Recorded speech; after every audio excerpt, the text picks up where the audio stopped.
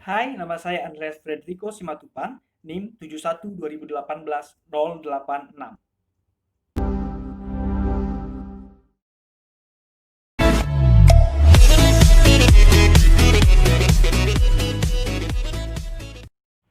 Kita menyadari bahwa masyarakat dan bangsa Indonesia terdiri atas berbagai keragaman sosial, kelompok etnis, budaya, dan agama, sehingga masyarakat Indonesia dapat disebut sebagai masyarakat multikultural.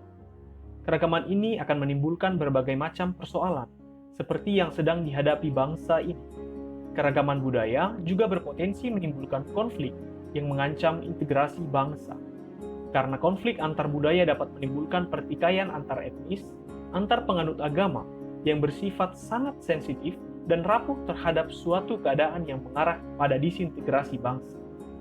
Sebelum membahas mengenai bentrokan yang terjadi pada mahasiswa antar etnis di Salatiga, kita perlu jauh mundur dan melihat jauh ke belakang terlebih dahulu. Seseorang bisa saja melakukan bentrokan ini karena adanya perasaan bersalah terhadap dirinya sendiri dan memiliki dendam kepada orang lain atas apa yang ia terima sekarang.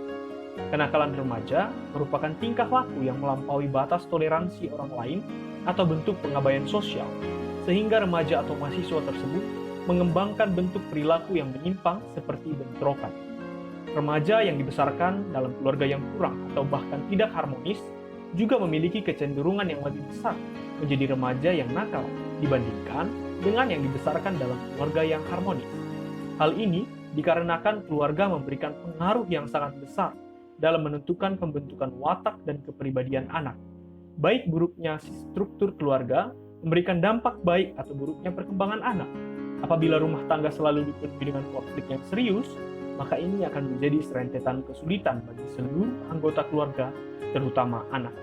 Anak tidak bisa belajar dengan tenang, tidak nyaman berada di rumah, selalu merasa tidak percaya diri dan malu. Akhirnya, untuk melupakan perasaan itu, mereka menjadi anak yang nakal, berandalan, tidak mengenal aturan dan norma sosial, membuat kerusuhan, sehingga ketika ada anak muda atau mahasiswa yang melakukan bentrok, kita tidak boleh menghakimi dengan melihat dari satu sisi saja, dengan menganggap bahwa ia nakal. Tetapi kita harus melihat dari sisi lain, dan kita harus memahami bahwa kebiasaan buruk seperti itu, misalnya bentrokan itu, kemungkinan besar terjadi akibat kondisi rumah tangga yang berantakan atau pengalaman buruk yang terjadi di masa lampau seseorang yang mengakibatkan ketidakpercayaan diri.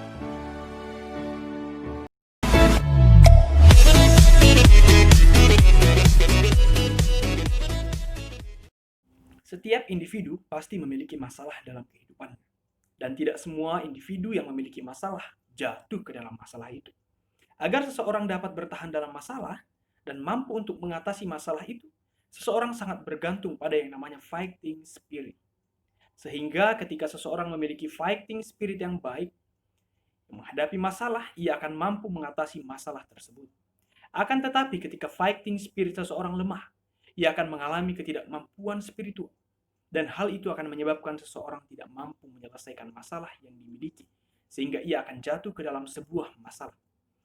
Kita memahami bahwa dalam usia 05 tahun menggambarkan bahwa permasalahan individu sudah dimulai sejak seseorang ada di dalam kandungan. Seorang ibu yang sangat ceria akan sangat membantu perkembangan janin dalam kandungan. Dan sebaliknya, seorang ibu yang sering bertengkar ketika mengandung dan selalu dalam ketegangan, secara psikologis akan sangat mempengaruhi perkembangan janin. Ketegangan itulah yang nantinya akan menghambat pembentukan spiritual anak. Ketika seorang anak mendapatkan tekanan dari orang tuanya dengan mengatakan kata-kata yang kasar, kata-kata yang tidak pantas atau menghakimi anak dengan sebutan yang kasar, itu akan sangat mempengaruhi perkembangan diri seseorang. Nah, dari pengalaman negatif yang buruk, menyakitkan, terutama ketika pada masa kecil seseorang akan sangat berdampak buruk terhadap pembentukan keyakinan inti negatif dalam dirinya. Seorang anak yang selalu mendapatkan hukuman dan kritikan membangun suatu keyakinan dalam dirinya bahwa dirinya tidak mampu, dirinya bodoh, dan dirinya tidak memiliki fungsi dan guna di tengah-tengah kehidupan. Dia akan mengubah cara individu memahami dirinya dalam perspektif negatif yang menghasilkan sebuah keyakinan yang negatif juga terhadap dirinya, sehingga ia tidak mampu mengerjakan sebuah tanggung jawab yang diberikan dan dimiliki. Anak yang memiliki asumsi yang negatif akan selalu berasumsi bahwa dirinya tidak mampu dan tidak berguna. Ketika seseorang memiliki asumsi yang negatif, maka ia akan memiliki tujuan hidup yang bias.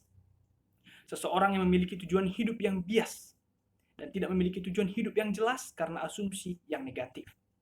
Seseorang akan cenderung mengevaluasi dirinya dengan cara yang negatif, dan dia akan menjadi seorang yang keras dan kritis terhadap siapa dirinya sebagai sebuah individu. Ketidakpercayaan diri adalah pemaknaan hidup yang tidak berguna dan tidak berarti yang berlarut-larut tidak terselesaikan. Karena seseorang merasa tidak berguna lagi, sehingga menimbulkan ketidakyakinan diri. Ketidakpercayaan diri ini akan menghasilkan kepribadian yang terpecah belah, yang akan menghasilkan ketidakbermaknaan hidup.